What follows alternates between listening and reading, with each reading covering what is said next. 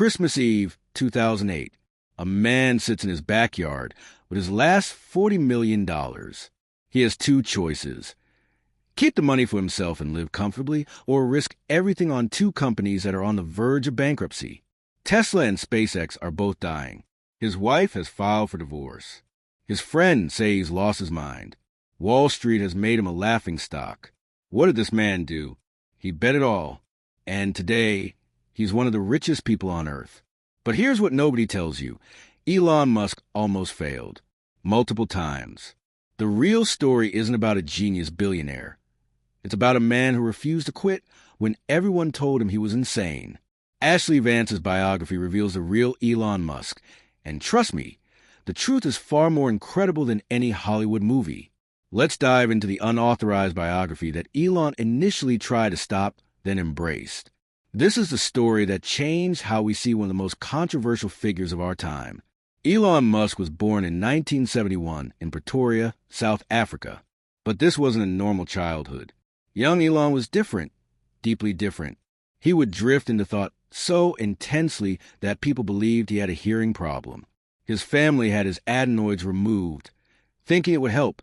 It didn't. The real issue? Elon's mind operated on another frequency entirely. His brother Kimball told Vance. It was like he had this other place in his mind, and he was always there. This wasn't daydreaming.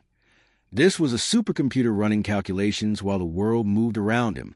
But here's the dark side nobody talks about.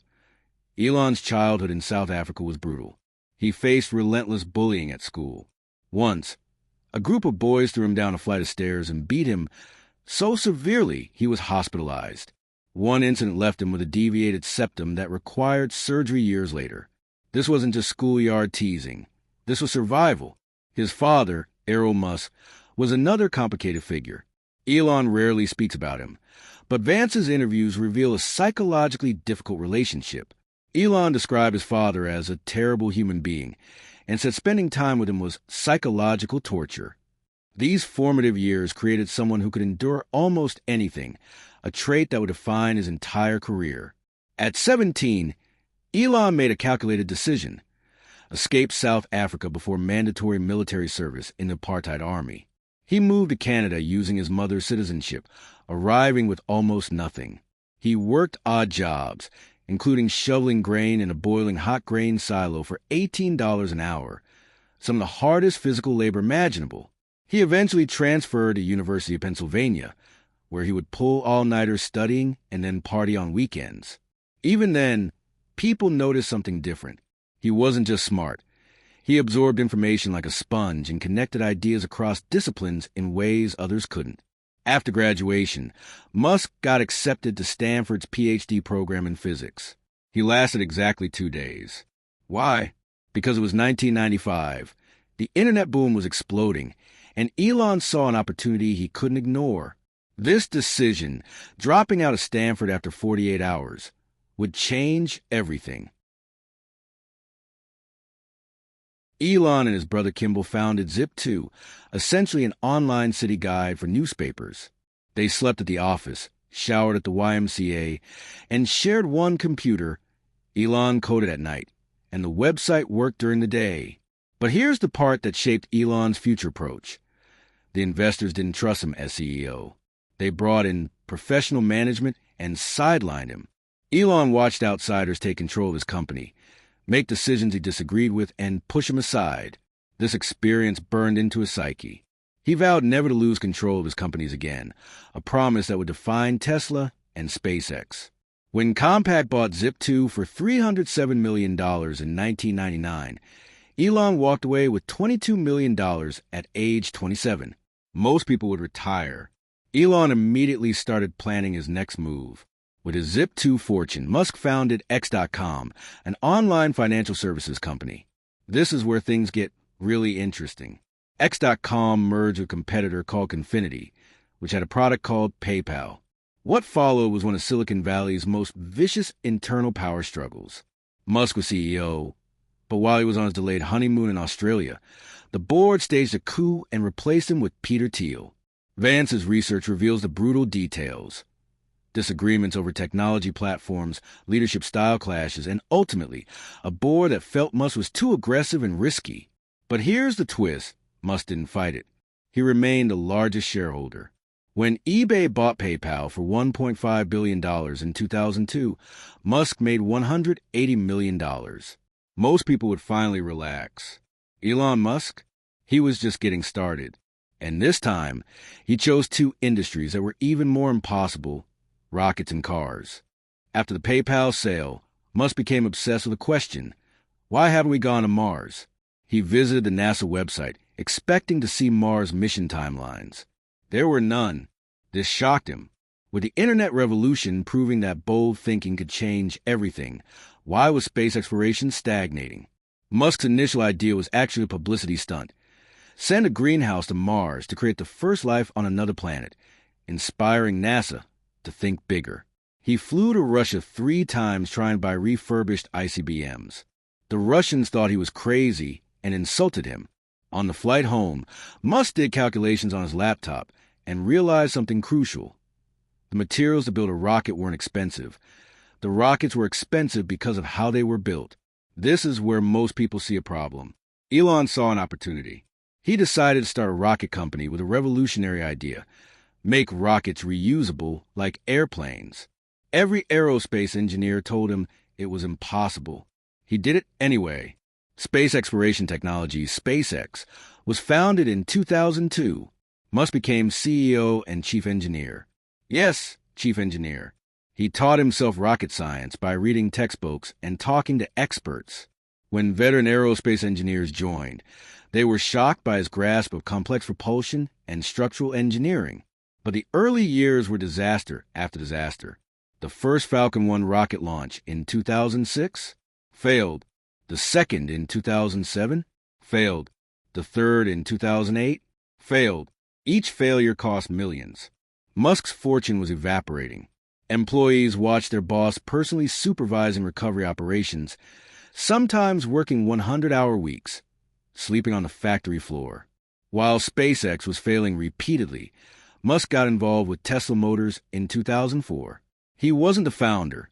That was Martin Eberhard and Mark Tarpenning, but he led the series of funding round and became chairman. His vision was clear. Electric cars weren't slow golf carts for environmentalists. They could be fast, sexy, and revolutionary. But Tesla's early development was chaos. The Roadster, their first car, was based on a Lotus Elise chassis. Simple, right? Wrong. They essentially rebuilt the entire car. Costs exploded from estimates of $25 million to over $140 million. The company was hemorrhaging money. By 2007, tensions between Eberhard and Musk reached a breaking point.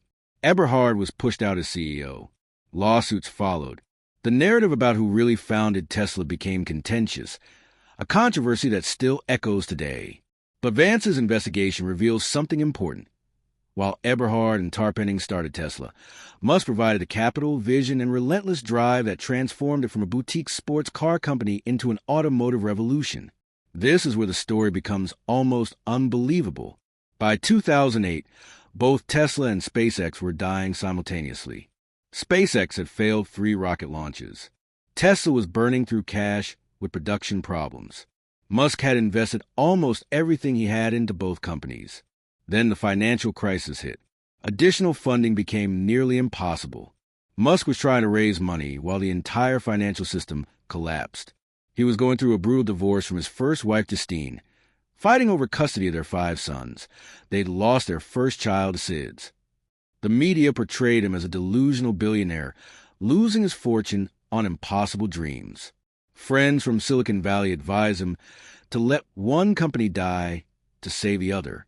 Musk refused. He borrowed money for rent. He took loans from friends.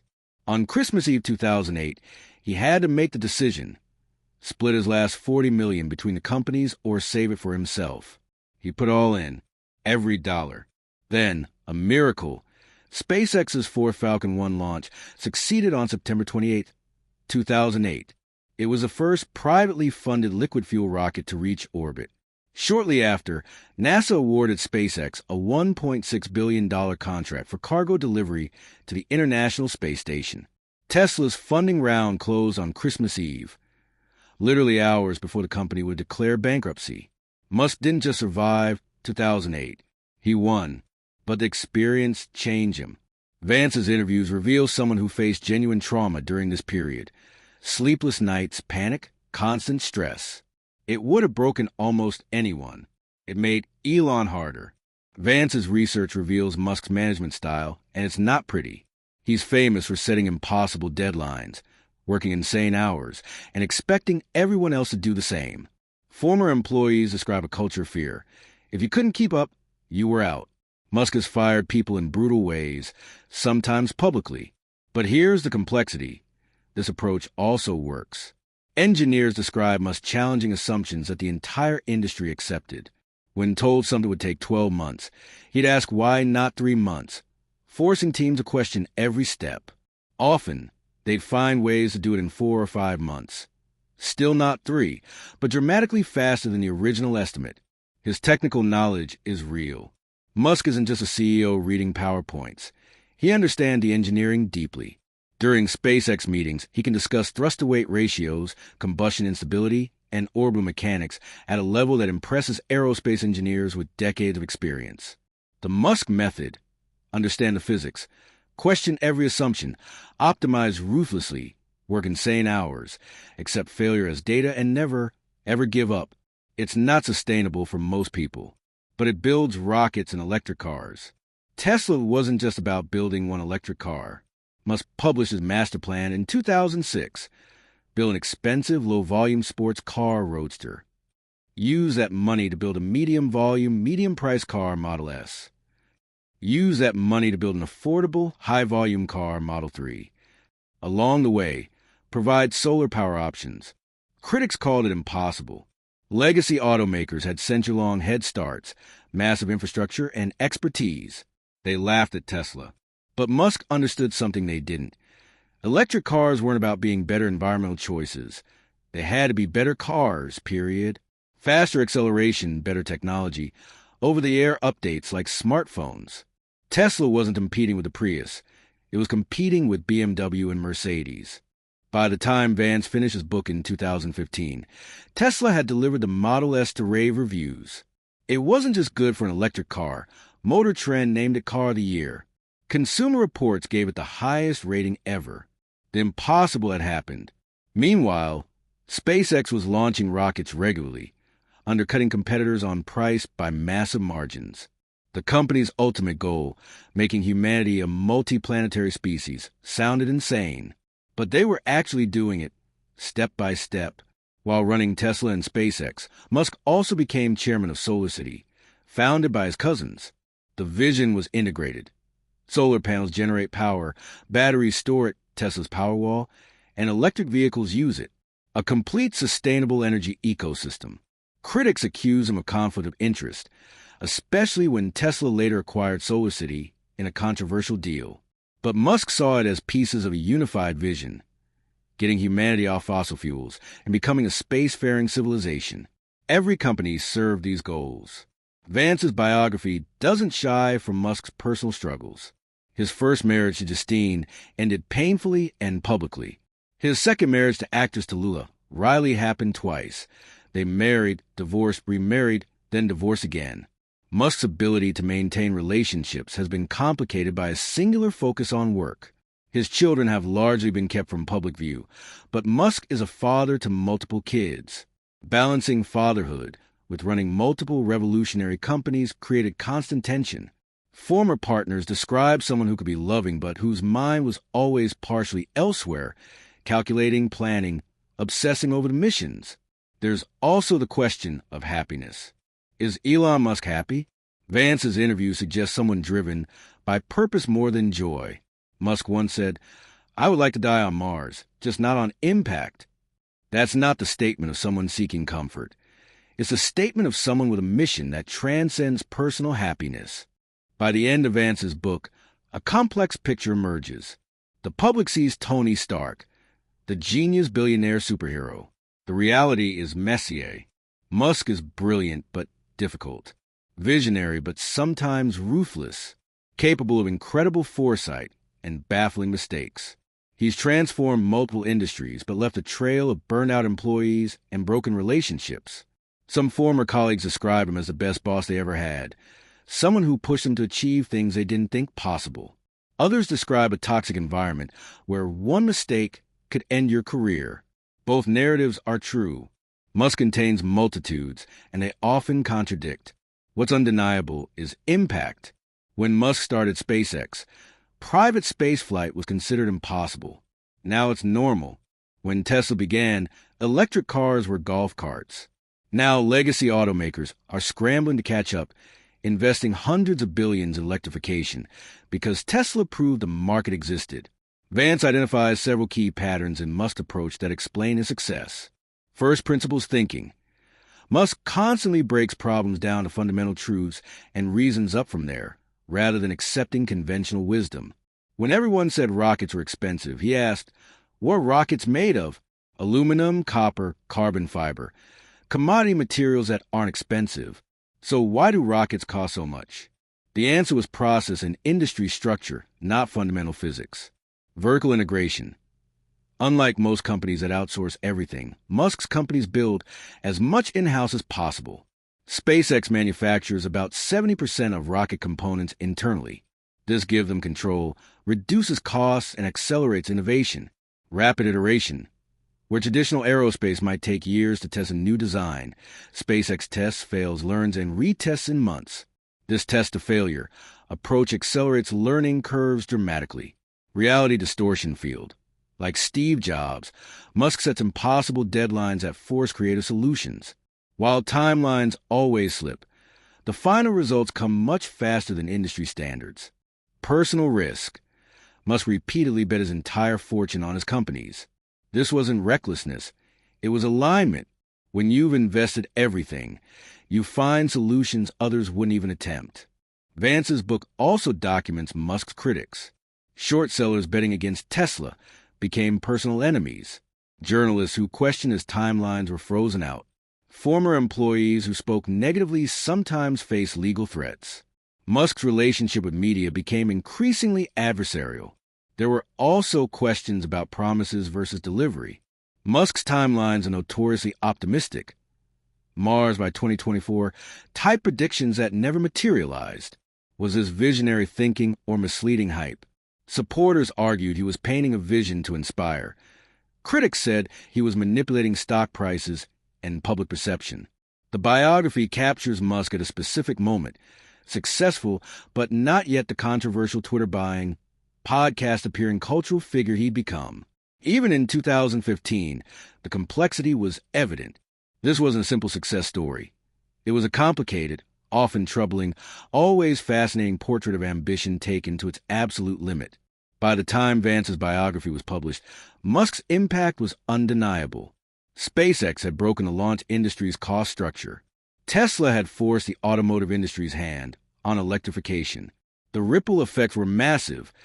Countries accelerating emission targets, automakers investing hundreds of billions in EV development, space agencies partnering with private companies.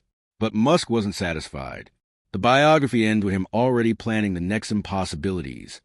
The Gigafactory for mass battery production, the Hyperloop transportation concept, and most ambitiously, the plan to establish a self-sustaining city on Mars within decades. Most CEOs would be content with revolutionizing one industry. Musk was simultaneously attacking aerospace, automotive energy, and transportation. The sheer scope seemed megalomaniacal, yet he was actually doing it. The question Vance keeps returning to, why? Why work 100-hour weeks when you're already wealthy? Why risk everything repeatedly? Why pursue goals that might not be achieved in your lifetime? Musk's answer, pieced together from interviews, humanity's long-term survival, requires becoming a multi-planetary species. Earth faces existential risks, asteroid impacts, nuclear war, climate change, artificial intelligence gone wrong. Having all our eggs in one planetary basket is dangerous. Therefore, we need a backup plan. Therefore, Mars. Everything else serves this mission. Tesla advances sustainable energy, buying time to solve climate change. SpaceX develops the technology to reach Mars. Solar City and batteries create the power infrastructure for a Mars colony. Neuralink, started later, might help humans merge with AI. The Boring Company could dig habitats on Mars.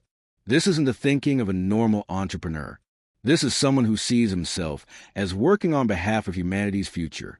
Whether that's visionary or grandiose depends on whether he succeeds. But it explains the work ethic, the risk-taking, the refusal to quit.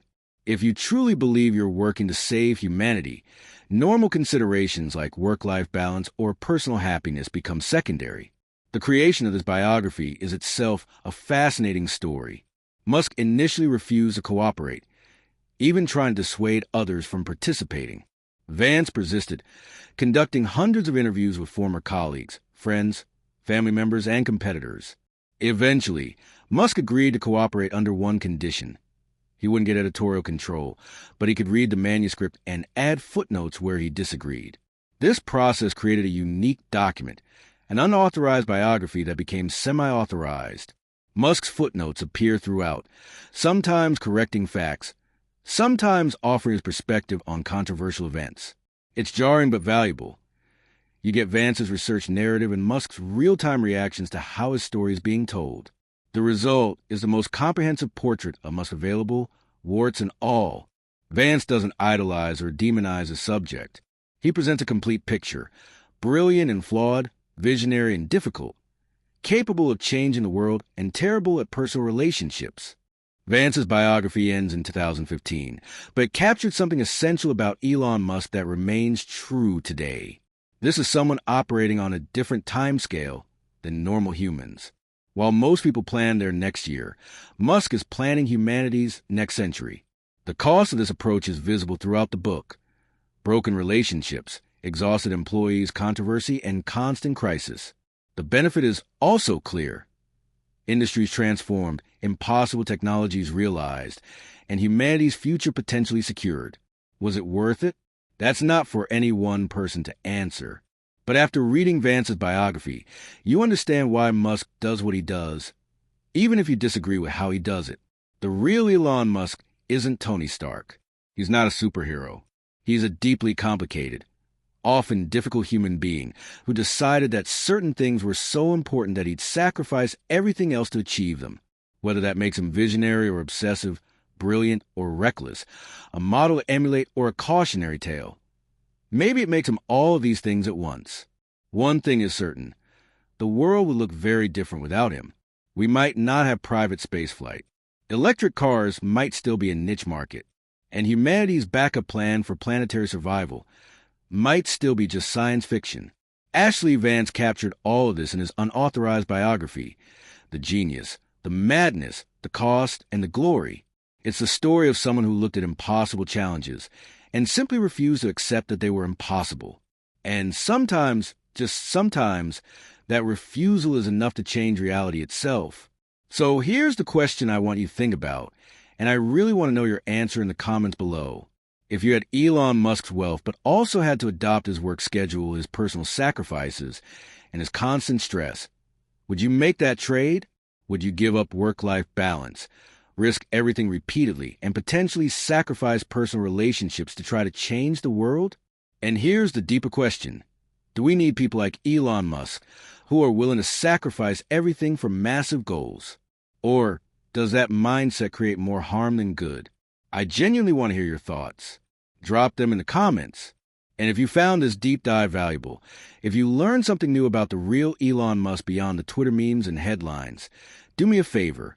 Hit that subscribe button and turn on notifications. We're doing more deep dives into the real stories behind the world's most fascinating figures, the unfiltered truth, the complexity, the parts that don't make the headlines. Because the real stories are always more interesting than the myths. Thanks for watching, and I'll see you in the next one.